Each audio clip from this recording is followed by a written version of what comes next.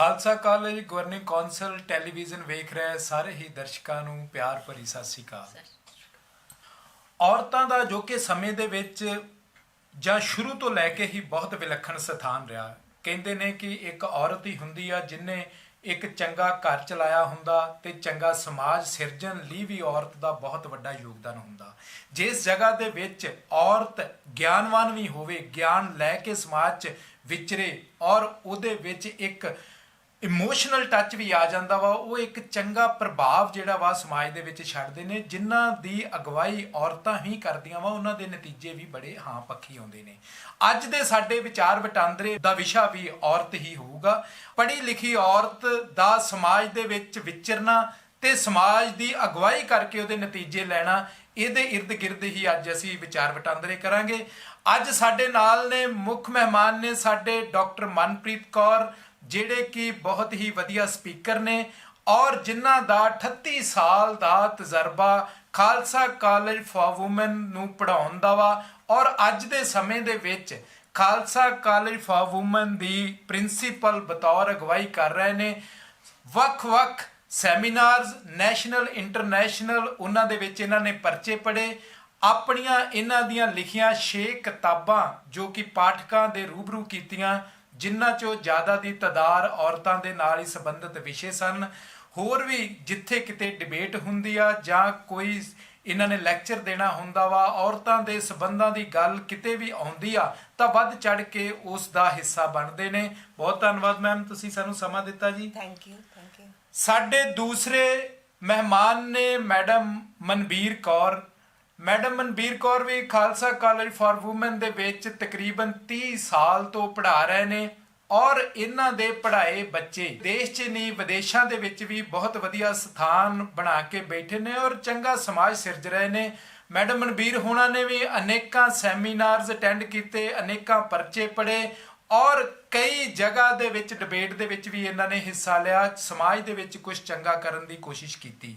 ਸਾਡੇ ਤੀਸਰੇ ਮਹਿਮਾਨ ਨੇ ਪ੍ਰੀਤਿਕਾ ਮੈਮ। ਪ੍ਰੀਤਿਕਾ ਮੈਮ ਹੋਣਾ ਦਾ 17 ਸਾਲ ਦਾ ਪੜ੍ਹਾਉਣ ਦਾ ਤਜਰਬਾ। ਇਹਨਾਂ ਦੇ ਪੜ੍ਹਾਏ ਬੱਚੇ ਬੱਚੀਆਂ ਜਿਹੜੇ ਆ ਬਹੁਤ ਹੀ ਨਾਮਵਰ ਸ਼ਖਸੀਅਤਾਂ ਬਣੇ ਨੇ ਔਰ ਸਮਾਜ ਨੂੰ ਚੰਗੀ ਸੇਧ ਦੇ ਰਹੇ ਨੇ। ਸਾਡੇ ਚੌਥੇ ਮਹਿਮਾਨ ਨੇ ਡਾਕਟਰ ਨਮਿਰਤਾ ਖਹਿਰਾ। ਨਮਿਰਤਾ ਖਹਿਰਾ ਮੈਮ ਵੀ ਪਿਛਲੇ 17 ਸਾਲ ਤੋਂ ਖਾਲਸਾ ਕਾਲਜ ਫਾਰ ਵੂਮਨ ਦੇ ਵਿੱਚ ਤਕਰੀਬਨ ਸੇਵਾਵਾਂ ਦੇ ਰਹੇ ਨੇ। ਚੰਗੇ ਇਹਨਾਂ ਨੇ ਬਹੁਤ ਪ੍ਰਭਾਵੀ ਲੈਕਚਰ ਦਿੱਤੇ ਨੇ, ਸੈਮੀਨਾਰਸ ਅਟੈਂਡ ਕੀਤੇ ਨੇ ਅਤੇ ਸਮਾਜ ਨੂੰ ਵਧੀਆ ਸਿਰਜਣ ਦੀ ਕੋਸ਼ਿਸ਼ ਕੀਤੀ ਆ। ਇਹਨਾਂ ਸਾਰੇ ਮਹਿਮਾਨਾਂ ਦਾ ਇਸ ਸਟੂਡੀਓ ਦੇ ਵਿੱਚ ਪਹੁੰਚਣ ਤੇ ਬਹੁਤ ਜੀ ਆਇਆਂ ਨੂੰ। ਕਿਹਾ ਜਾਂਦਾ ਕਿ ਔਰਤ ਦਾ ਹਰ ਘਰ ਜਾਂ ਸਮਾਜ ਦੇ ਵਿੱਚ ਇੱਕ ਵਿਲੱਖਣ ਸਥਾਨ ਰਹਿੰਦਾ ਵਾ। ਜਦੋਂ ਗਿਆਨ ਔਰਤ ਦੇ ਵਿੱਚ ਆ ਜਾਂਦਾ ਵਾ ਤਾਂ ਉਹ ਕਿੱਦਾਂ ਦਾ ਪ੍ਰਭਾਵ ਸਮਾਜ ਦੇ ਵਿੱਚ ਜਾਂਦਾ ਜੀ? ਗਿਆਨੀ ਹੋਣਾ ਇੱਕ ਸਟੇਜ ਹੈ ਜਿਹੜੀ ਐਜੂਕੇਸ਼ਨ ਦੇ ਥਰੂ ਹੌਲੀ ਹੌਲੀ ਇਵੋਲਵ ਹੁੰਦੀ ਹੈ। ਗਿਆਨੀ ਕੋਈ ਪੈਦਾ ਨਹੀਂ ਹੁੰਦਾ। ਸ਼ਾਇਦ ਇਹੀ ਪਰਪਸ ਸੀਗਾ ਗੁਰੂ ਨਾਨਕ ਸਾਹਿਬ ਦਾ ਵੀ, ਜਦੋਂ ਉਹਨਾਂ ਨੇ ਔਰਤ ਨੂੰ ਇੱਕ ਬਹੁਤ ਉੱਚਾ ਸਥਾਨ ਦਿੱਤਾ, ਕਿਉਂਕਿ ਕ੍ਰੀਏਟਰ ਜਿਹੜੀ ਹੈ ਉਹ ਔਰਤ ਹੈ। ਹਿਊਮਨ ਲਾਈਫ ਇੱਕ ਬਲੈਸਿੰਗ ਹੈ, ਉਹਦੇ 'ਚ ਔਰਤ ਹੋਣਾ ਉਸ ਤੋਂ ਵੀ ਵੱਡੀ ਇੱਕ ਬਲੈਸਿੰਗ ਹੈ, ਕਿਉਂਕਿ ਔਰਤ ਹੋਣ ਦੇ ਨਾਲ ਉਹਦੇ ਨਾਲ ਸਪਿਰਿਚੁਅਲਿਟੀ ਸਾਰੀ ਇੱਕ ਇਨਬੋਰਨ ਜਿਹੜੀ ਉਹਦੇ ਅੰਦਰ ਗਿਆਨ ਹੁੰਦਾ, ਉਹ ਐਜੂਕੇਸ਼ਨ ਦੇ ਥਰੂ ਜਿਹੜਾ ਉਹ ਬਾਹਰ 18ਵੀਂ 19ਵੀਂ ਸਦੀ ਦੇ ਵਿੱਚ ਆਉਣਾ ਸ਼ੁਰੂ ਹੋਇਆ। ਪਰ ਇਹਦਾ ਮਤਲਬ ਇਹ ਨਹੀਂ ਹੈ ਕਿ ਔਰਤ ਪਹਿਲੇ ਉਹਦੀ ਕੋਈ ਵਿਲੱਖਣਤਾ ਨਹੀਂ ਸੀ। ਵਿਲੱਖਣਤਾ ਉਹਦੀ ਹਮੇਸ਼ਾ ਰਹੀ ਹੈ, ਸ਼ੁਰੂ ਤੋਂ ਹੀ ਰਹੀ ਵਿਲੱਖਣਤਾ। ਬਿਲਕੁਲ। ਇੱਕ ਜਿਹੜਾ ਕੁਐਸਚਨ ਮੇਰੇ ਦਿਮਾਗ ਵਿੱਚ ਬੜੀ ਵਾਰੀ ਆਉਂਦਾ ਹੁੰਦਾ ਹੈ, ਉਹ ਇਹ ਹੈ ਕਿ ਇੰਨੀ ਇੰਪੋਰਟੈਂਟ ਮੈਂਬਰ ਇਸ ਹਿਊਮੈਨਿਟੀ ਦੇ ਹੋਣ ਦੇ ਬਾਵਜੂਦ ਕਿਉਂ ਸਾਨੂੰ ਅੱਜ ਇਹ ਕਹਿਣਾ ਪੈ ਰਿਹਾ ਕਿ ਔਰਤ ਨੂੰ ਸਥਾਨ ਦਈਏ? ਕਿਉਂਕਿ ਸਥਾਨ ਤਾਂ ਉਹਦਾ ਬਣਿਆ ਸ਼ਾਇਦ ਸਮਾਜ ਦੀ ਸਟਰਕਚਰ ਜਿਨ੍ਹਾਂ ਨੇ ਬਣਾਈ ਉਹਦੇ 'ਚ ਕੋਈ ਗੜਬੜ ਹੋਈ ਕਿ ਉਹਦਾ ਥੋੜਾ ਜਿਹਾ ਸਥਾਨ ਜਿਹੜਾ ਸੀ ਸਪਿਰਿਚੁਅਲਿਟੀ ਤੋਂ ਇੱਕ ਸੁਪਰੀਮ ਬੀਇੰਗ ਤੋਂ ਥੋੜਾ ਜਿਹਾ ਥੱਲੇ ਆਇਆ, ਜਿਹੜਾ ਕਿ ਹੁਣ 19ਵੀਂ 20ਵੀਂ ਸਦੀ ਦੇ ਵਿੱਚ ਫਿਰ ਬਹਾਲ ਹੋ ਰਿਹਾ। ਪਰ ਉਹਦੇ ਲਈ ਸਟਰਗਲ ਬਹੁਤ ਕਰਨੀ ਪਈ ਔਰ ਐਜੂਕੇਸ਼ਨ ਨੇ ਉਹਦੇ ਵਿੱਚ ਬੜਾ ਇੰਪੋਰਟੈਂਟ ਰੋਲ ਪਲੇ ਕੀਤਾ। ਹਾਂਜੀ, ਜਿਵੇਂ ਮੈਮ ਨੇ ਕਿਹਾ ਉਵੇਂ ਹੀ ਔਰਤ ਕੋਲ ਪਹਿਲਾਂ ਵੀ ਉਹੀ ਸਥਾਨ ਸੀ। ਅਸੀਂ ਇਹ ਨਹੀਂ ਕਹਿ ਸਕਦੇ ਕਿ ਔਰਤ ਪਿੱਛੇ ਸੀ।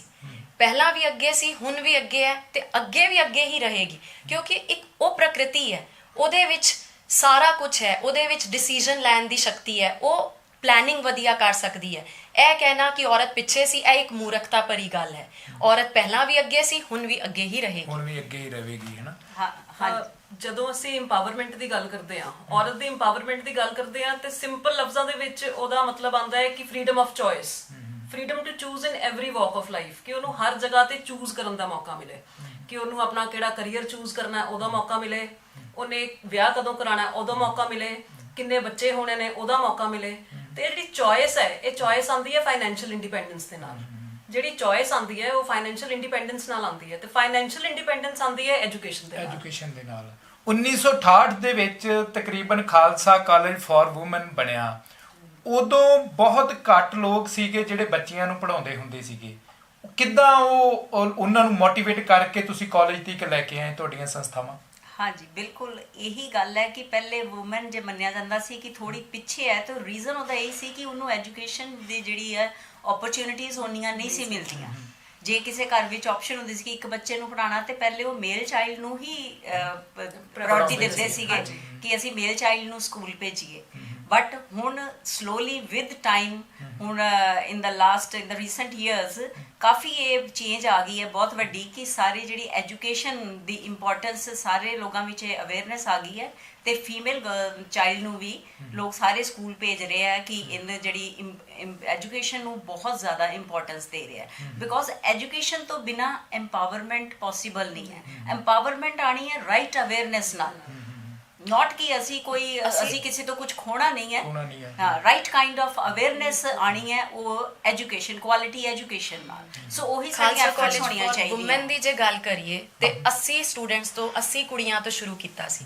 ਇਹਦਾ ਮਤਲਬ ਇਹ ਹੋਇਆ ਕਿ 80 ਲੜਕੀਆਂ ਉਦੋਂ ਬਾਹਰ ਨਿਕਲਦੀਆਂ ਬਾਹਰ ਆਈਆਂ ਸੀ ਸ਼ੁਰੂ ਦੇ ਵਿੱਚ। ਜਦੋਂ 1968 ਵਿੱਚ ਸ਼ੁਰੂ ਹੋਇਆ ਸਾਡਾ ਕਾਲਜ ਨੂੰ ਬਣਾਉਣ ਦਾ ਮਕਸਦ ਹੀ ਇਹ ਸੀ ਕਿ ਪਹਿਲਾਂ ਮੇਲ ਓਰੀਐਂਟਡ ਸੁਸਾਇਟੀ ਸੀ। ਮੇਲ ਓਰੀਐਂਟਡ ਸੁਸਾਇਟੀ ਹੋਣ ਕਰਕੇ ਸਿਰਫ ਆਦਮੀ ਲੜਕਾ ਉਹਨੂੰ ਹੀ ਪੜ੍ਹਾਉਣਾ ਹੈ, ਪਰ ਸਾਡੇ ਬਜ਼ੁਰਗਾਂ ਨੇ, ਸਾਡੇ ਜਿਹੜੇ ਸੰਸਥਾਪਕ ਨੇ, ਉਹਨਾਂ ਨੇ ਇਹ ਇੱਕ ਸੋਚ ਲਿਆਂਦੀ ਕਿ ਵੂਮਨ ਨੂੰ ਅੱਗੇ ਲਿਆਉਣਾ ਹੈ ਕਿਸੇ ਤਰ੍ਹਾਂ।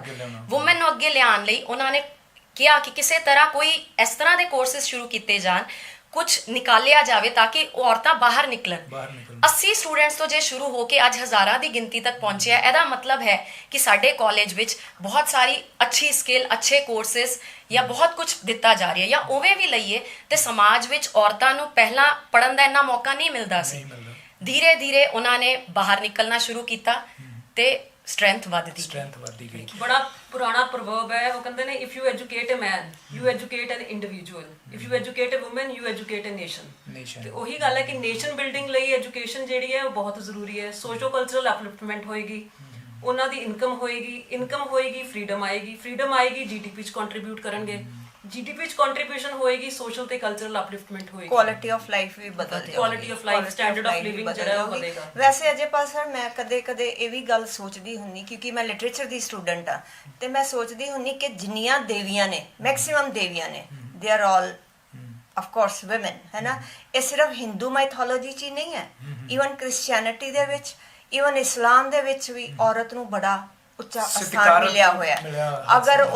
ਅਗਰ ਮੁਹੰਮਦ ਸਾਹਿਬ ਜਾਂ ਗੁਰੂ ਨਾਨਕ ਸਾਹਿਬ ਜਾਂ ਕੋਈ ਹੋਰ ਵੀ ਗੁਰੂ ਅੱਗੇ ਆਇਆ, ਉਹਦੇ ਪਿੱਛੇ ਔਰਤ ਦਾ ਹੱਥ ਸੀਗਾ, ਹੈ ਨਾ। ਸੋ ਪਤਾ ਨਹੀਂ ਕਿਉਂ ਇਹ ਇੱਕ ਮਾਈਂਡ ਸੈਟ ਬਣਾ ਦਿੱਤਾ ਗਿਆ ਕਿ ਔਰਤ is secondary, male is primary. So ਉਹ ਹੌਲੀ ਹੌਲੀ ਖਤਮ ਹੋ ਰਿਹਾ। ਮੈਂ ਤਾਂ ਕਹਿੰਦੀ ਕਿ ਨਾ ਉਹ ਪ੍ਰਾਇਮਰੀ ਹੈ, ਨਾ ਉਹ ਸੈਕੰਡਰੀ ਹੈ, ਨਾ ਉਹ ਸੈਕੰਡਰੀ ਹੈ, ਨਾ ਉਹ ਪ੍ਰਾਇਮਰੀ। ਸੋ ਦੋਵਾਂ ਦੀ, ਔਰ ਕਈ ਪਰਿਵਾਰ ਚੱਲ ਵੀ ਰਹੇ ਨੇ, ਔਰ ਦੋਨੇ ਬਰਾਬਰ ਚੱਲਣੇ ਚਾਹੀਦੇ ਆ, ਬਿਨਾਂ ਅਵੇਅਰ ਹੋਏ ਕਿ ਮੈਂ ਕੁੜੀ ਆ ਤੇ ਇਹ ਮੁੰਡਾ। ਇਹ ਅਵੇਅਰਨੈਸ ਹੀ ਨਹੀਂ ਹੋਣੀ, ਜੈਂਡਰ ਦੀ ਅਵੇਅਰਨੈਸ ਨਹੀਂ ਹੋਣੀ ਚਾਹੀਦੀ ਫॉर ਲਿਵਿੰਗ ਦਿਸ ਲਾਈਫ ਫਰੂਟਫੁਲੀ। ਬਿਲਕੁਲ ਠੀਕ ਹੈ ਮੈਡਮ, ਜ਼ਿੰਦਗੀ ਦੀ ਕਹਿ ਲੋ ਜਾਂ ਦੁਨੀਆ ਦੀ ਗੱਡੀ ਚੱਲਣ ਲਈ ਦੋਨੋਂ ਪਹੀਏ ਬਰਾਬਰ ਚੱਲਣਗੇ। ਔਰ 40% ਸਾਡੀ ਜਿਹੜੀ ਪੋਪੂਲੇਸ਼ਨ ਹੈ, 50% ਪੋਪੂਲੇਸ਼ਨ ਔਰਤਾਂ ਦੀ ਹੈ।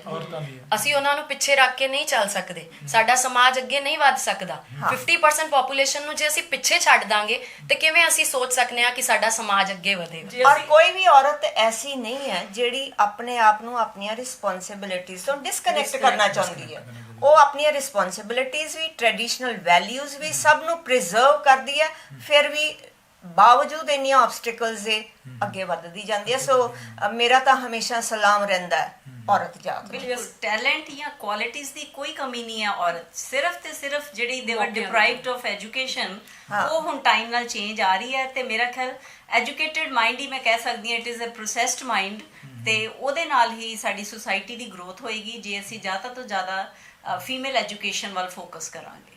ਇਹ ਸਮੇਂ ਦੀ ਮੰਗ ਹੈ, ਸਮੇਂ ਦੀ ਮੰਗ ਆ। ਔਰ ਅੱਜ ਦਾ ਜਿਹੜਾ ਸਮਾਂ ਚੱਲ ਰਿਹਾ ਵਾ ਔਰਤਾਂ ਅੱਗੇ ਵੀ ਆ ਰਹੀਆਂ ਵਾ। ਆਪਾਂ ਦੇਖਦੇ ਆ ਹਰ ਫੀਲਡ ਦੇ ਵਿੱਚ ਚਾਹੇ ਕੋਈ ਚੰਗਾ ਆਫੀਸਰ ਆ ਜਾਂ ਕੋਈ ਸੋਸ਼ਲ ਵਰਕਰ ਆ ਜਾਂ ਕੋਈ ਪੋਲਿਟਿਕਸ ਆ ਤਾਂ ਚੰਗਾ ਸਥਾਨ ਹਾਸਲ ਕੀਤੇ ਨੇ ਔਰਤਾਂ ਨੇ। ਬਿਲਕੁਲ ਬਿਲਕੁਲ। ਔਰ ਕਈ ਦੇਸ਼ਾਂ ਦੀ ਤੇ ਅਗਵਾਈ ਵੀ ਕਰ ਰਹੀਆਂ ਨੇ ਔਰਤਾਂ।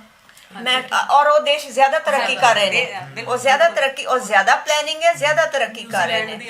ਅਗਰ ਕਿਉਂਕਿ ਸਾਡੇ ਕੋਲ ਸਾਰਾ ਯੂਥ ਆ ਰਿਹਾ, ਯੰਗ ਗਰਲਸ ਆ ਰਹੀਆਂ, ਕਈ ਵਾਰੀ ਮੈਂ ਉਹਨਾਂ ਨੂੰ ਪੁੱਛਦੀ ਹਾਂ ਕਿ ਆਰ ਯੂ ਅਵੇਅਰ ਕਿ ਆ ਤੇਰਾ ਟੀਚਰ ਜਿਹੜਾ ਇਹ ਔਰਤ ਨਹੀਂ ਹੈ, ਬੰਦਾ ਹੈ, ਜਾਂ ਡਾਕਟਰ ਜਿਹਦੇ ਕੋਲ ਤੁਸੀਂ ਜਾ ਰਹੇ ਹੋ ਬੰਦਾ ਹੈ? ਕਹਿੰਦੇ no ma'am, we are not aware of all this. So ਉਹ ਸਟੇਜ ਓਵਰਕਮ ਕਰ ਚੁੱਕੀਆਂ। ਇਹਦਾ ਮਤਲਬ ਹੈ ਕਿ ਉਹ ਸਟੇਜ ਅਗਰ ਓਵਰਕਮ ਕਰ ਚੁੱਕੀਆਂ ਨੇ ਤੇ ਅੱਗੇ ਉਹ ਹੋਰ ਬਹੁਤ ਸਕਸੈਸਫੁਲ ਜਾਣਗੀਆਂ ਜ਼ਿੰਦਗੀ ਨੂੰ ਚੰਗਾ ਬਣਾਉਣ ਵਾਸਤੇ, ਜ਼ਿੰਦਗੀ ਨੂੰ ਮਾੜਾ ਬਣਾਉਣ ਵਾਸਤੇ ਨਹੀਂ। ਮੈਂ ਤਾਂ ਇਹ ਵੀ ਕਹਿੰਦੀ ਹੁੰਦੀ ਕਿ ਜਿਹੜੀਆਂ ਕੰਟਰੀਜ਼ ਦੇ ਵਿੱਚ ਮਾੜੇ ਹਾਲ ਹੈ, ਹੋ ਸਕਦਾ ਹੈ ਕਿਸੇ ਕੇਪੇਬਲ ਔਰਤ ਨੂੰ ਉਹਦੀ ਕਮਾਂਡ ਦੇ ਦਿੱਤੀ ਜਾਵੇ ਤੇ ਹੋ ਸਕਦਾ ਕੰਟਰੀਜ਼ ਦਾ ਹਾਲ ਜਿਹੜਾ ਉਹ ਸੁਧਰ ਸਕਦਾ। ਜ਼ਿੰਦਗੀ ਦੇ ਵਿੱਚ ਮੈਮ ਇੱਕ ਬੜਾ ਸਪੀਡ ਦੇ ਨਾਲ ਬਦਲਾਅ ਆਉਂਦਾ ਜਾ ਰਿਹਾ ਵਾ ਔਰ ਜ਼ਿਆਦਾ ਤਦਾਰ ਵੇਖਣ ਨੂੰ ਇਹੀ ਮਿਲ ਰਹੀ ਹੈ ਕਿ ਚਾਹੇ ਐਜੂਕੇਸ਼ਨ ਲਾਈਨ ਦੇ ਨਤੀਜੇ ਲਾ ਲਓ ਜਾਂ ਹੋਰ ਵੀ ਲੜਕਿਆਂ ਨੂੰ ਕਿਤੇ ਨਾ ਕਿਤੇ ਓਵਰਟੇਕ ਕਰਦੀਆਂ ਨਜ਼ਰ ਆਉਣ ਰਹੀਆਂ ਵਾ। ਬਿਲਕੁਲ ਬਿਲਕੁਲ ਠੀਕ ਹੈ। ਓਵਰਟੇਕ ਕਰ ਰਹੀਆਂ ਨੇ, ਕਰ ਵੀ ਜਾਣਗੀਆਂ, ਪਰ ਇਹਦਾ ਮਤਲਬ ਇਹ ਨਹੀਂ ਹੈ ਕਿ ਅਸੀਂ ਕਿਸੇ ਕੰਪੀਟੀਸ਼ਨ ਚ we are not into any competition. we just want to improve the quality of life and be recognized, and we should be aware of our own virtues also. ਇਹ ਨਹੀਂ ਕਿ ਤੁਸੀਂ ਉਹਨਾਂ ਨੂੰ ਦਬਾ ਦਿਓ, ਜੋ ਸਾਡੇ ਗੁਣ ਹੈ ਉਹ ਸੋ ਇਹ ਨਹੀਂ ਹੈ ਕਿ ਅਸੀਂ ਉਹਨਾਂ ਨੂੰ ਪਿੱਛੇ ਛੱਡਣਾ ਹੈ ਜਾਂ ਅਸੀਂ ਅੱਗੇ ਆਉਣਾ ਹੈ, ਉਹ ਨਹੀਂ ਹੈ। ਇੰਡੀਵਿਜੂਅਲ ਆਏ ਸਾਰਿਆਂ ਦਾ ਕਿ ਉਹਦੀ ਗਰੋਥ ਕੀ ਜ਼ਿੰਦਗੀ ਚੰਗੀ ਤਰ੍ਹਾਂ ਚੱਲਣੀ ਇੱਕ ਪੜ੍ਹਾਈ ਦੀ ਗੱਲ ਕਰੀਏ। ਬਸ ਇਹ ਹੈ ਕਿ ਥੋੜਾ ਲੇਟ ਮੌਕਾ ਮਿਲਿਆ ਤੇ ਥੋੜਾ ਉਹਨਾਂ ਨੂੰ ਜ਼ਿਆਦਾ ਅੱਗੇ ਵਧਣ ਦਾ ਸ਼ੌਂਕ ਜ਼ਿਆਦਾ ਹੈ ਤੇ ਉਸ ਸ਼ੌਂਕ 'ਚ ਹੀ ਉਹ ਅੱਗੇ ਨਿਕਲ ਕਹਿ ਸਕਦੇ ਆ। ਕਿਤੇ ਨਾ ਕਿਤੇ ਮਿਹਨਤੀ ਵੀ ਜ਼ਿਆਦਾ ਨੇ, ਕਿਤੇ ਨਾ ਕਿਤੇ ਡੈਡੀਕੇਟਡ ਵੀ ਜ਼ਿਆਦਾ ਨੇ। ਇਹ ਤਾਂ ਉਹਦੀ ਨੈਚੁਰਲ ਕੁਆਲਿਟੀ ਹੈ, ਲਗਨ ਹੈ, ਡੈਡੀਕੇਸ਼ਨ ਇਹ ਉਹਨਾਂ 'ਚ ਕਿਉਂਕਿ ਸ਼ੁਰੂ ਤੋਂ ਗਰੂਮਿੰਗ ਹੀ ਇੰਜ ਹੁੰਦੀ ਹੈ ਨਾ, ਇਸ ਕਰਕੇ। ਜਦੋਂ ਪਹਿਲਾਂ ਕੀ ਹੁੰਦਾ ਸੀ ਕਿ ਘਰ ਦੇ ਵਿੱਚ ਹੀ ਮੰਨ ਲਓ ਔਰਤ ਹੈ, ਲੜਕਾ ਹੈ, ਲੜਕੀ ਹੈ, ਲੜਕੀ ਨੂੰ ਘਰ ਰੱਖਿਆ, ਲੜਕੇ ਨੂੰ ਬਾਹਰ ਭੇਜਿਆ, ਉਹਦਾ ਕੀ ਇਨਫਲੂਐਂਸ ਸੀ? ਉਹਦਾ ਇਨਫਲੂਐਂਸ ਗਲਤ ਜਾਂਦਾ ਸੀ ਲੜਕੇ ਤੇ, ਲੜਕੀ ਤੇ ਨਹੀਂ। ਚਲੋ ਉਹਦੇ ਤੇ ਵੀ ਜਾਂਦਾ ਸੀ, ਪਰ ਲੜਕੇ ਤੇ ਉਹਦਾ ਅਸਰ ਜ਼ਿਆਦਾ ਹੁੰਦਾ ਸੀ ਕਿ ਮੈਨੂੰ ਬਾਹਰ ਕੱਢ ਰਹੇ, ਮੇਰੇ ਕੋਲ ਜ਼ਿਆਦਾ ਫਰੀडम ਹੈ, ਮੈਨੂੰ ਜ਼ਿਆਦਾ ਕੁਝ ਮਿਲ ਰਿਹਾ ਹੈ। ਸੋ ਉਹੀ ਉਹਨੂੰ ਓਵਰਪਾਵਰ ਕਰਦੀ ਸੀ। ਜਦ ਕਿ ਲੜਕੀ ਨੂੰ ਪਿੱਛੇ ਰੱਖਿਆ ਜਾਂਦਾ ਸੀ, ਉਹ ਠੀਕ ਹੈ ਉਹ ਦੱਬ ਰਹੀ ਸੀ, ਬਟ ਲੜਕੇ ਤੇ ਵੀ ਗਲਤ ਅਸਰ ਉਹਦਾ ਪੈਂਦਾ ਸੀ। ਜਦ ਕਿ ਹੁਣ ਦੋਨਾਂ ਨੂੰ ਬਾਹਰ ਕੱਢਿਆ ਜਾਂਦਾ ਤੇ ਦੋਨਾਂ ਦੇ ਵਿੱਚ ਕੋਈ ਉਹ ਸਾਈਕੋਲੋਜੀ ਨਹੀਂ ਆਉਂਦੀ। ਇਕੁਐਲਿਟੀ ਜਿਹੜੀ ਇਕੁਐਲਿਟੀ ਜ਼ਰੂਰੀ ਹੈ, ਦੋਨਾਂ ਲਈ ਬੈਨੀਫੀਸ਼ੀਅਲ ਹੈ ਐਂਡ ਹੈਂਸ ਫॉर ਦ ਲੜਕੇ ਦੀ ਸਾਈਕੋਲੋਜੀ ਇਹ ਡਿਵੈਲਪ ਮੈਂ ਪੜ੍ਹਾ ਵਿਮਨ ਕਾਲਜ ਚ ਰਹੀ ਸੀ ਤੇ ਘਰ ਬੱਚਿਆਂ ਨੂੰ ਚੈੱਕ ਕਰਦੇ ਰਹੀਦਾ ਸੀ, ਮੁੰਡਿਆਂ ਨੂੰ, ਕਿ ਉਹਨਾਂ ਦਾ ਕੀ ਹੈ ਰਿਐਕਸ਼ਨ ਕੀ ਹੈ ਨਾ। ਤੇ ਕਈ ਵਾਰੀ ਮੈਂ ਉਹਨਾਂ ਨੂੰ ਪੁੱਛਣਾ, ਬੱਚੇ ਆ ਟੀਵੀ ਦੇਖਦੇ ਦੇਖਦੇ ਆ ਡਰੈਸ ਠੀਕ ਲੱਗ ਰਹੀ, ਉਹਨੂੰ ਠੀਕ ਲੱਗ ਰਹੀ ਹੈ, ਤੁਹਾਨੂੰ ਕੀ ਪ੍ਰੋਬਲਮ ਹੈ? ਇਹ ਕੁੜੀ ਅੱਗੇ ਬਹੁਤ ਵੱਧ ਰਹੀ ਹੈ ਜਾਂ ਡਰਾਮਿਆਂ 'ਚ ਉਹ ਕੰਮ ਉਹਨੂੰ ਠੀਕ ਲੱਗ ਰਿਹਾ, ਤੁਹਾਨੂੰ ਕੀ ਪ੍ਰੋਬਲਮ ਹੈ? ਸੋ ਮੁੰਡਿਆਂ ਦਾ ਮਾਈਂਡ ਸੈਟ ਕਰਨ ਵਿੱਚ ਅਗੇਨ ਔਰਤ ਦਾ ਹੀ ਬਹੁਤ ਹੱਥ ਹੈ, ਔਰਤ ਦਾ ਹੀ ਹੱਥ ਹੈ। ਐਜੂਕੇਟਿਡ ਮਦਰ ਹੋਣਾ ਬਹੁਤ ਜ਼ਰੂਰੀ ਹੈ। ਕਿਉਂ ਜ਼ਰੂਰੀ ਹੈ? ਕਿਉਂਕਿ ਐਜੂਕੇਟਿਡ ਮਦਰ ਹੋਏਗੀ, ਉਹ ਦੋਨਾਂ ਬੱਚਿਆਂ ਲਈ ਇੱਕੋ ਜਿਹਾ ਸਮਾਨ ਸਟਰਗਲ ਕਰੂਗੀ, ਇੱਕੋ ਜਿਹਾ ਉਹਨਾਂ ਨੂੰ ਦੱਸੇਗੀ, ਤਾਂ ਹੀ ਉਹ ਬੈਟਰ ਬਣਨਗੇ, ਤਾਂ ਹੀ ਉਹਨਾਂ ਦੇ ਵਿੱਚ ਕੁਝ ਉਹ ਨਹੀਂ ਆਏਗਾ। ਔਰਤ ਲਈ ਮੁੰਡਾ ਪਾਲਣਾ, ਕੁੜੀ ਪਾਲਣਾ ਇੱਕ ਸਟਰਗਲ ਹੈ, ਇੱਕ ਡੈਡੀਕੇਸ਼ਨ ਹੈ, ਇੱਕ ਕਮਿਟਮੈਂਟ ਹੈ ਜਿਹੜੀ ਅਸੀਂ ਬਹੁਤ ਹੈਪੀਲੀ ਨਿਭਾ ਰਹੇ ਹਾਂ ਔਰ ਨਿਭਾਉਂਦੇ ਰਵਾਂਗੇ। ਜਿਹੜੀ ਗੱਲ ਫਿਰ ਉੱਥੇ ਆ ਜਾਂਦੀ ਕਿ ਜੇ ਮਦਰ ਐਜੂਕੇਟਿਡ ਹੋਏਗੀ ਤੇ ਉਹਦਾ ਆਪਣਾ ਤੇ ਬੈਨੀਫਿਟ ਹੈ ਹੀ ਹੈ ਤੇ ਉਹਦੇ ਨਾਲ ਉਹਦੀ ਫੈਮਿਲੀ ਨੂੰ ਬੈਨੀਫਿਟ ਹੁੰਦਾ ਹੈ ਤੇ ਸਾਰੇ ਸਮਾਜ ਨੂੰ। ਅੱਛਾ ਮਨਵੀਰ, ਇਹਦੇ 'ਚ ਇਹ ਵੀ ਹੈ ਕਿ ਜਦੋਂ ਔਰਤ ਮਤਲਬ ਐਜੂਕੇਟਿਡ ਹੈ, ਨੌਕਰੀ ਕਰ ਰਹੀ ਹੈ, ਬਾਹਰ ਵਿਚਰ ਰਹੀ ਹੈ, ਉਹਦਾ ਕੋਈ ਨਾਮ ਹੈ, ਉਹਦੀ ਘਰ 'ਚ ਵੀ ਇੱਜ਼ਤ ਜ਼ਿਆਦਾ ਵੱਧਦੀ ਹੈ, ਸਤਿਕਾਰ ਵੱਧ ਜਾਂਦਾ ਹੈ। ਸੋ ਇੱਕ ਔਰਾ ਜੀ ਬਣ ਜਾਂਦੀ ਹੈ ਕਿ ਨਹੀਂ, they are doing something constructive for society and life in social upliftment. ਔਰ ਜ਼ਿਆਦਾਤਰ ਵੇਖਿਓ ਘਰ ਮਜ਼ਬੂਤੀ ਵੱਲ ਨੂੰ ਵੀ ਜਾਂਦੇ, ਮਜ਼ਬੂਤੀ ਵੱਲ ਨੂੰ ਵੀ ਜਾਂਦੇ ਆ। ਬਿਲਕੁਲ, ਜਿੱਥੇ ਔਰਤ ਦਾ ਸਤਿਕਾਰ ਹੈ ਉੱਥੇ ਫਾਊਂਡੇਸ਼ਨ ਰੱਬ ਵਾਸਤੇ ਡਿਸੀਜਨ ਮੇਕਿੰਗ ਇੱਕ ਔਰਤ ਕਰਦੀ ਹੈ, ਉਹਦੀ ਡਿਸੀਜਨ ਮੇਕਿੰਗ ਦਾ ਨਜ਼ਰੀਆ ਹੀ ਅਲੱਗ ਹੁੰਦਾ ਜਾਂ ਮਿਲ ਕੇ ਕਰਦੇ ਨੇ, ਮਿਲ ਕੇ ਕਰਦੇ ਕਹਿ ਲਓ, ਉਹਦਾ ਰੋਲ ਹੈ ਜਾਂ ਡਿਸੀਜਨ ਹਾਂ, ਮੇਕਿੰਗ decision ਔਰ making ਟੋਲਰੈਂਸ ਵਿੱਚ ਵੱਧ ਵਧੀਆ। ਗਈ ਹੈ ਐਜੂਕੇਸ਼ਨ ਦੇ ਨਾਲ ਔਰਤ 'ਚ ਟੋਲਰੈਂਸ ਵੱਧ ਗਈ ਹੈ, ਘਟੀ ਨਹੀਂ ਹੈ, ਵੱਧ ਗਈ ਹੈ। ਫਰਸਟ੍ਰੇਸ਼ਨਸ ਵੀ ਘਟ ਗਈਆਂ। ਹਾਂ, ਉਹ ਹੋ ਸਕਦਾ ਹੈ ਕਈ ਵਾਰੀ ਜ਼ਿਆਦਾ ਨੈਗੇਟਿਵ ਐਂਬੀਸ਼ਨਸ ਵੀ ਪਾਲੇ ਜਾਣ, ਬਟ ਉਹ ਦੋਵਾਂ 'ਚ ਹੀ ਹੈ। ਉਹ ਮੁੰਡੇ ਵੀ ਕਰ ਸਕਦੇ ਆ, ਕੁੜੀਆਂ ਵੀ ਕਰ ਸਕਦੀਆਂ, ਕੋਈ ਉਹਦੇ 'ਚ ਖਾਸ ਅੰਤਰ ਸੋ ਨਹੀਂ ਜੈਂਡਰ ਹੈਗਾ। ਬਾਇਸ ਨਹੀਂ ਕੋਈ ਰਹਿ ਗਿਆ, ਉਹ ਤਾਂ ਹਿਊਮਨ ਹੋਣਾ ਸਾਈਕੋਲੋਜੀ ਵੀ ਹੈ ਨਹੀਂ ਜੋ ਚਾਹੀਦਾ। ਵੀ ਹੈ। ਵਿਮਨ ਐਮਪਾਵਰਮੈਂਟ ਦਾ ਹਰਗਿਜ਼ ਇਹ ਮਤਲਬ ਨਹੀਂ ਹੈ ਕਿ ਅਸੀਂ ਡੋਮੀਨੇਟ ਕਰਨਾ ਹੈ, ਬਿਲਕੁਲ ਨਹੀਂ, competition ਨਹੀਂ ਹੈ। ਆਪ ਸਟੈਂਡ ਹੋਣਾ, ਰਾਈਟ ਥਿੰਕਿੰਗ। ਆਪ ਸਟੈਂਡ, ਮਤਲਬ ਅਸੀਂ ਦੱਬੇ ਨਹੀਂ ਰਹਿਣਾ, ਆਪ ਸਟੈਂਡ ਹੋਣਾ। ਬਿਲਕੁਲ ਸਹੀ ਸੋਚ ਨਾਲ ਆਪਣੇ ਆਪ ਨੂੰ ਐਮਪਾਵਰ ਕਰਨਾ, ਤੇ ਜੇ ਸਹੀ ਸੋਚ ਨਾਲ ਚੱਲਾਂਗੇ ਤੇ ਮੇਰੇ ਖਿਆਲ ਚ ਔਰ ਐਵਰੀਥਿੰਗ ਮਿਸ਼ਨ ਇਹੀ ਹੁੰਦਾ ਜ਼ਿੰਦਗੀ ਦਾ ਕਿ ਤੁਹਾਨੂੰ ਜ਼ਿੰਦਗੀ ਦੀ ਸਮਝ ਤਾਂ ਆ ਸਕਦੀ ਹੈ ਅਗਰ ਤੁਸੀਂ ਇਹਨੂੰ ਸਾਰੇ ਰੰਗਾਂ 'ਚ ਜੀਂਦੇ ਹੋ। ਅਗਰ ਇੱਕ ਰੰਗ ਵੀ ਮਾਈਨਸ ਹੋ ਜੇ ਤੇ ਤੁਹਾਡੀ ਤਮੰਨਾ ਤਾਂ ਰਹਿ ਜੂਗੀ। ਸੋ ਲਿਵ all the colors of life, whether education, whether dresses or whatever you want to do.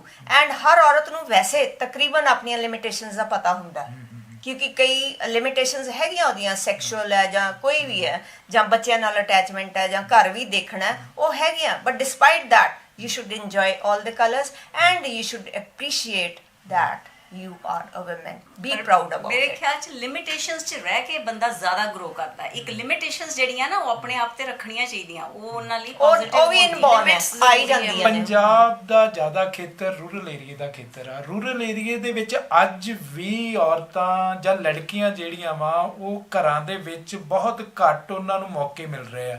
ਤੁਸੀਂ ਕੀ ਸੰਦੇਸ਼ ਦੇਣਾ ਚਾਹੋਗੇ? ਸਰ, ਮੈਂ ਹਰ ਸਾਲ ਜਦੋਂ ਨਵੀਂ ਕਲਾਸ ਆਉਂਦੀ ਸੀ ਨਾ, ਮੈਂ ਕੁੜੀਆਂ ਨੂੰ ਪੁੱਛ ਲੈਂਦੀ ਹੁੰਦੀ ਸੀ, ਫਰੈਸ਼ਰਸ ਨੂੰ, ਕਿ ਬੱਚੇ ਤੁਹਾਨੂੰ ਕੋਈ ਲੱਗਦਾ ਵੀ ਕੁੜੀਆਂ ਮੁੰਡਿਆਂ 'ਚ ਫਰਕ ਹੈ?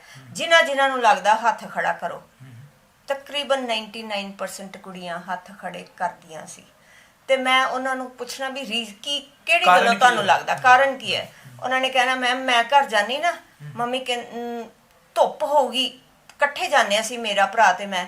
ਮਾਂ ਕਹੂਗੀ ਜਾ ਪਾਣੀ ਪੀ ਲਾ, ਨਾਲ ਭਰਾ ਨੂੰ ਵੀ ਦੇ ਦੇ, ਜਾ ਫੁਲਕੇ 2 ਪਕਾ ਲਾ, ਨਾਲ ਭਰਾ ਨੂੰ ਵੀ ਦੇ ਦੀ। ਕਹਿੰਦੀ ਮੇਰਾ ਕੋਈ ਰਾਈਟ ਹੀ ਨਹੀਂ ਹੈ। ਮੈਂ ਕਿਹਾ ਤੇਰਾ ਰਾਈਟ ਹੈਗਾ, ਪਰ ਤੈਨੂੰ ਪਰਮਾਤਮਾ ਨੇ ਇੰਨੀਆਂ ਕੁ ਸ਼ਕਤੀਆਂ ਬਖਸ਼ੀਆਂ ਕਿ ਤੂੰ ਆਪਣੇ ਲਈ ਵੀ ਪਕਾ ਸਕਦੀ ਹੈ ਤੇ ਖਵਾ ਵੀ ਸਕਦੀ ਹੈ। So that was a positive attitude. ਉਹਨਾਂ ਨੇ ਕਹਿਣਾ ਜੀ ਸਾਨੂੰ ਨਹੀਂ ਕਹਿੰਦੀਆਂ ਕਿ ਦੁੱਧ। ਔਰ ਮੈਂ ਤੁਹਾਨੂੰ ਦੱਸਾਂ ਓਪਨਲੀ ਕਿ ਪਿੰਡਾਂ ਦੀਆਂ ਕੁੜੀਆਂ ਕਮਜ਼ੋਰ ਨੇ, ਸ਼ਹਿਰਾਂ ਦੀਆਂ ਕੁੜੀਆਂ ਕੰਪੈਰੀਟਿਵਲੀ ਹੈਲਦੀ ਨੇ, ਕਿਉਂਕਿ ਉਹਨਾਂ ਦੀਆਂ ਮਦਰਸ ਐਜੂਕੇਟਡ ਨੇ। ਉਹ ਧਿਆਨ ਰੱਖਦੀਆਂ ਨੇ ਕਿ ਇਹਨਾਂ ਨੂੰ ਡਾਈਟ 'ਚ ਕੀ ਚਾਹੀਦਾ, ਸਾਰੀਆਂ ਗੱਲਾਂ ਦਾ ਧਿਆਨ ਰੱਖਦੀਆਂ। ਪਿੰਡਾਂ ਦੀਆਂ ਲੇਡੀਜ਼ ਨਹੀਂ ਰੱਖਦੀਆਂ, ਕਹਿਣ ਦਾ ਕੁੜੀਆਂ ਦਾ ਮਤਲਬ ਧਿਆਨ ਕਿ ਨਹੀਂ ਰੱਖਦੀਆਂ। ਐਜੂਕੇਸ਼ਨ ਦੇ ਨਾਲ ਇੱਕ ਸੋਚ ਵਧੀ ਹੈ, ਸੋਚ ਵੱਧਦੀ ਹੈ, ਤੇ ਤੁਹਾਡੇ ਵਿੱਚ ਇਹ ਚੀਜ਼ ਆ ਜਾਂਦੀ ਹੈ ਕਿ ਤੁਸੀਂ ਕਿਵੇਂ ਅੱਗੇ ਵਧਣਾ ਹੈ, ਕਿਵੇਂ ਬਾਹਰ ਔਰ ਨਿਕਲਣਾ ਹੈ। ਇੱਥੇ ਵੀ ਸਾਡੀ ਟੀਚਰਸ ਦੀ ਜ਼ਿੰਮੇਵਾਰੀ ਜ਼ਿਆਦਾ ਹੈ ਕਿ ਅਗਰ ਉਹਨਾਂ ਨੂੰ ਲੱਗਦਾ ਵੀ ਹੈ ਕਿ ਕੋਈ ਸੈਟਬੈਕ ਹੈ, ਉਹਨੂੰ ਵੀ ਅਸੀਂ ਪੋਜ਼ਿਟਿਵਿਟੀ ਦੇ ਵਿੱਚ ਚੇਂਜ ਕਰ ਦਈਏ ਵੀ ਬੱਚੇ ਇੰਜ ਨਹੀਂ ਹੈ, ਕੋਈ ਗੱਲ ਨਹੀਂ, you are more efficient, more capable and have more potentiality.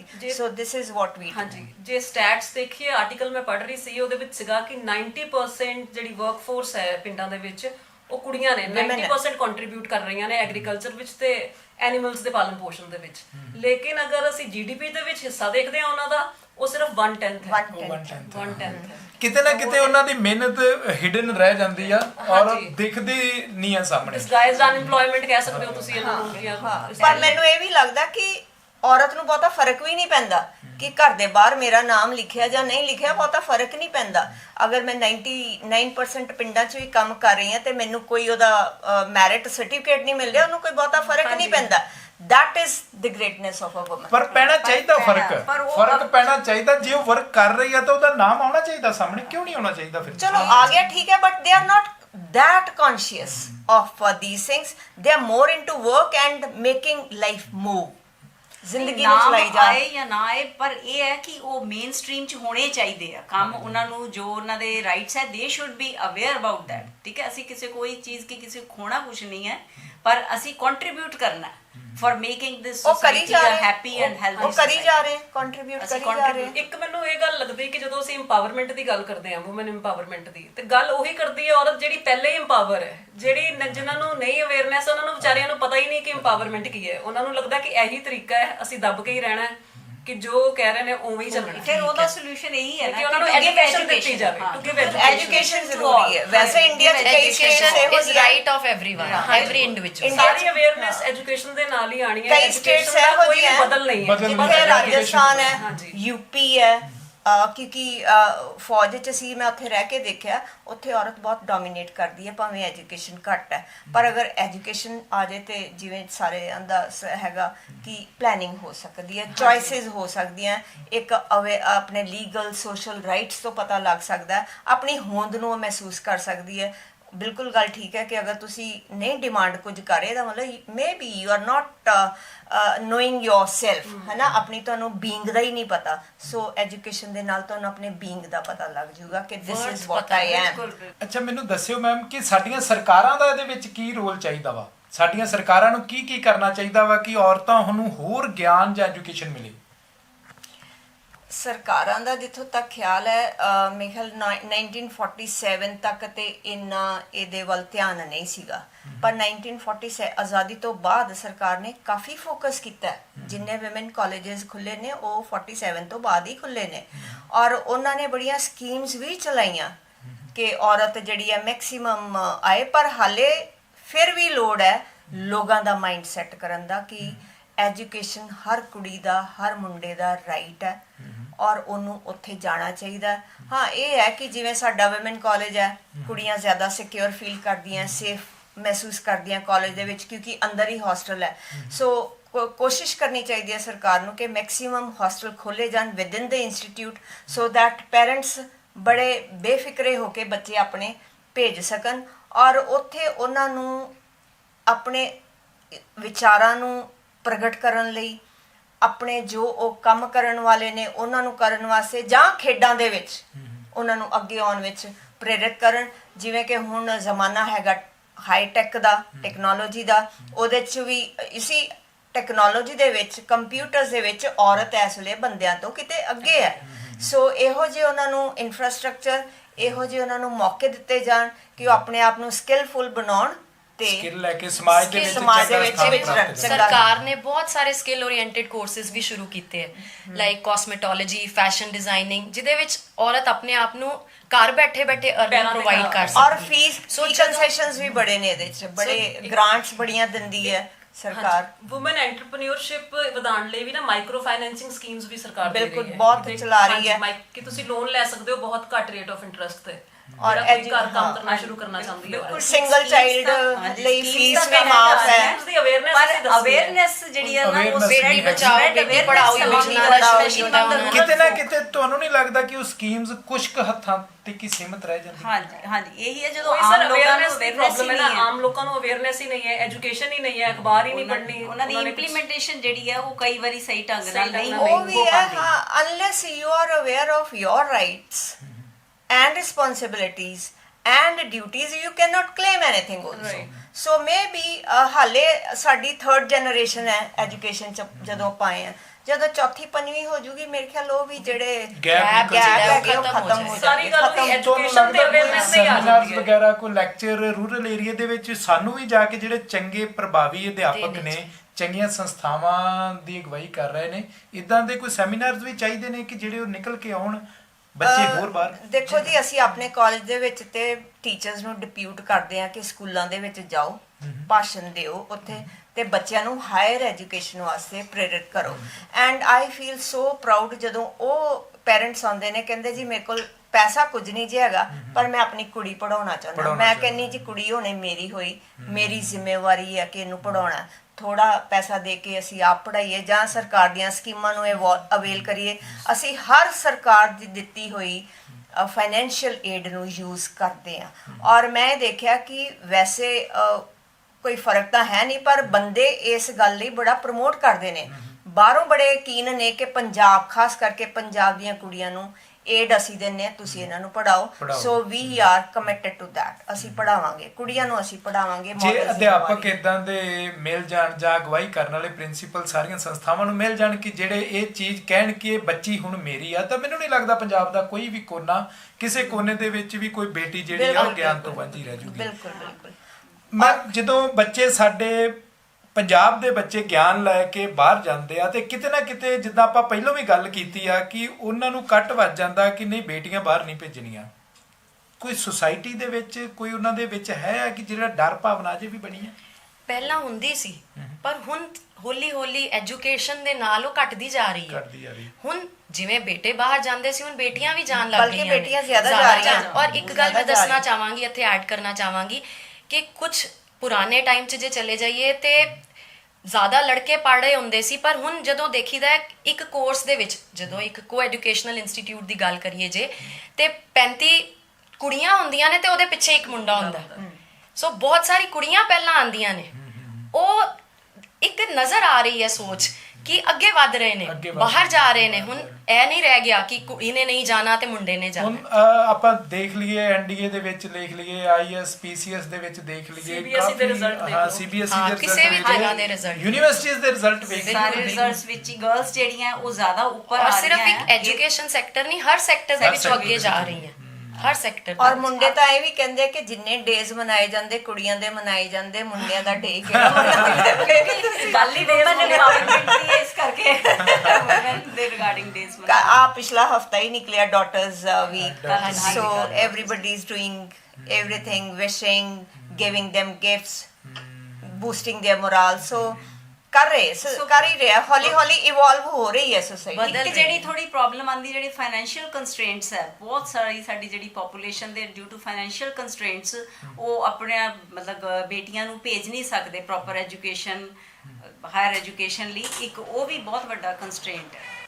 Ma'am ਅਖੀਰ ਦੇ ਵਿੱਚ ਜਿਹੜੇ ਅੱਜ ਵੀ ਬੱਚੇ ਘਰਾਂ ਦੇ ਵਿੱਚ ਬੈਠੇ ਨੇ, ਕਹਿ ਸਕਦੇ ਨੇ ਜ਼ਿਆਦਾ ਤਾਦਾਦ ਨਹੀਂ ਹੈ, ਬਹੁਤ ਘੱਟ ਆ, ਤੁਸੀਂ ਉਹਨਾਂ ਬੱਚਿਆਂ ਨੂੰ ਜਾਂ ਮਾਪਿਆਂ ਨੂੰ ਕੀ ਸੰਦੇਸ਼ ਦਿਓਗੇ?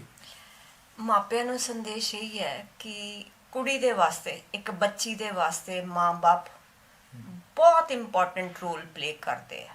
ਔਰ ਮੇਰੀ ਹਰ ਮਾਂ-ਬਾਪ ਦੇ ਅੱਗੇ ਇੱਕ ਗੁਜ਼ਾਰਿਸ਼ ਹੈ ਕਿ ਆਪਣੀਆਂ ਬੱਚੀਆਂ ਨੂੰ ਪੜ੍ਹਾਓ।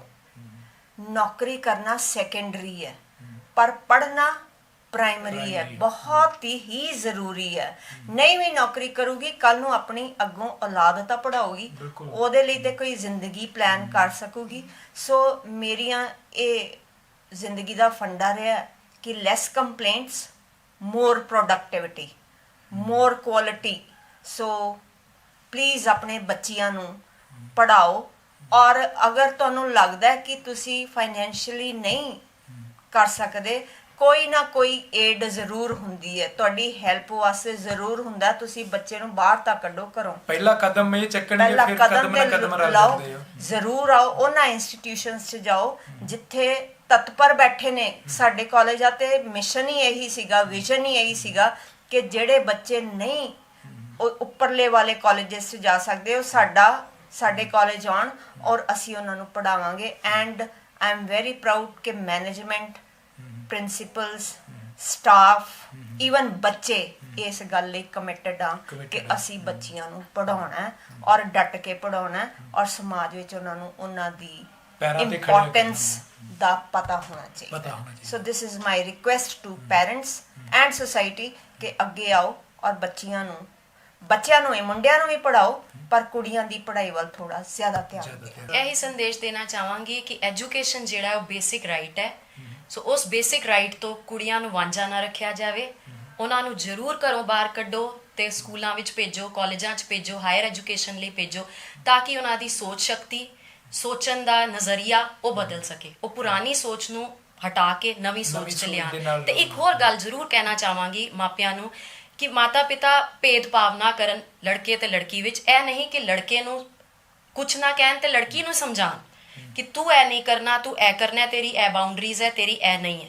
ਉਸ ਤੋਂ ਇਲਾਵਾ ਲੜਕੇ ਨੂੰ ਵੀ ਨਾਲ ਹੀ ਸਮਝਾਉਣ ਕਿ ਤੂੰ ਵੀ ਇਹ ਨਹੀਂ ਕਰਨਾ, ਕਿਉਂਕਿ ਜ਼ਿਆਦਾਤਰ ਦੇਖਿਆ ਜਾਂਦਾ ਹੈ ਲੜਕੀਆਂ ਨੂੰ ਤੇ ਸਮਝਾਇਆ ਜਾਂਦਾ ਹੈ ਕਿ ਤੁਸੀਂ ਇਹ ਨਹੀਂ ਕਰਨਾ, ਤੁਸੀਂ ਇਹ ਕਰਨਾ ਹੈ, ਤੁਸੀਂ ਇੰਨਾ ਕਰਨਾ ਹੈ, ਲੇਕਿਨ ਲੜਕੀਆਂ ਨੂੰ ਨਹੀਂ ਸਮਝਾਇਆ ਜਾਂਦਾ। ਉਹ ਜ਼ਰੂਰੀ ਹੈ, ਲੜਕਿਆਂ ਨੂੰ ਵੀ ਸਮਝਾਉਣਾ ਹੈ, ਲੜਕੀਆਂ ਨੂੰ ਵੀ ਪੜ੍ਹਾਉਣਾ ਹੈ, ਲੜਕੀਆਂ ਨੂੰ ਵੀ ਪੜ੍ਹਾਉਣਾ ਹੈ। Equality of education, equality of everything is required. So ਜਿਵੇਂ ਮੈਡਮ ਨੇ ਪਹਿਲਾਂ ਹੀ ਸ਼ੁਰੂ ਕੀਤਾ ਸੀ, if you educate a man you educate an individual, but if you educate a woman you educate a family. So family ਲਈ benefit ਲਈ ਦੋਨਾਂ ਲਈ ਪਰਵਰਿਸ਼ ਚੰਗੀ ਹੋਣੀ ਚੰਗੀ। ਚਾਹੀਦੀ। ਦੇਖੋ, ਜੇ ਅਸੀਂ ਇਸ ਸੰਸਾਰ ਵਿੱਚ, ਇਸ ਦੁਨੀਆ ਵਿੱਚ ਕੋਈ ਪੋਜ਼ਿਟਿਵ ਚੇਂਜ ਲਿਆਉਣਾ ਚਾਹੁੰਦੇ ਆ ਤਾਂ ਮੇਰੇ ਖਿਆਲ 'ਚ education is the most important tool ਜਿਹੜਾ ਅਸੀਂ ਯੂਜ਼ ਕਰ ਸਕਦੇ ਹਾਂ ਉਹ ਚੇਂਜ ਲਿਆਉਣ ਲਈ।